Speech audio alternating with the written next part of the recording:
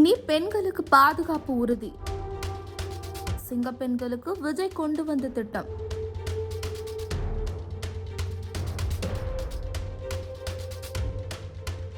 தமிழ்நாட்டில் பெண்களுக்கு எதிரான குற்றங்களை தடுக்கவும் அவர்களின் பாதுகாப்பை மேம்படுத்தவும் சிங்கப்பெண் சிறப்பு அதிரடிப்படை என்ற புதிய சிறப்பு படையை உருவாக்கி தமிழக அரசு அரசாணை வெளியிட்டுள்ளது. மாண்புமிகு முதலமைச்சர் திரு விஜய் அவர்கள் பொறுப்பேற்ற பிறகு பெண்களின் பாதுகாப்பாக மிக கடுமையான சிறப்பு திட்டம் மற்றும் தனிப்படை உருவாக்கப்படும் என அறிவித்திருந்தார். அதன் தொடர்ச்சியாக உள்துறை கூடுதல் தலைமை செயலாளர் திரு மணிவாசன் அவர்கள் இந்த அரசாணை தற்போது வெளியிட்டுள்ளார். இந்த சிங்கப்பெண் சிறப்பு அதிரடிப்படை காவல்துறை தலைவர் ஐஜி அதிகாரியின் தலைமையில் இயங்கும். இதற்காக ஒரு புதிய ஐஜி பணியிடம் உருவாக்கப்பட்டுள்ளது. மேலும் ஒரு காவல் கண்காணிப்பாளர், 2 துணை காவல் கண்காணிப்பாளர், 4 ஆய்வாளர்கள், 8 உதவி ஆய்வாளர்கள் மற்றும் 20 பிறநிலை காவலாளர்கள் என மொத்தம் 36 பணியிடங்கள் காவல்துறை தலைமையகத்தில் இதற்காக ஒதுக்கப்பட்டுள்ளன. முக்கியமாக இந்த சிறப்பு அதிரடிப்படையானது நேரடியாக முதலமைச்சரின் கண்காணிப்பின் கீழ் செயல்படும் என தெரிவிக்கப்பட்டுள்ளது. குற்ற சம்பவங்கள் நிகழ வாய்ப்புள்ள இடங்களை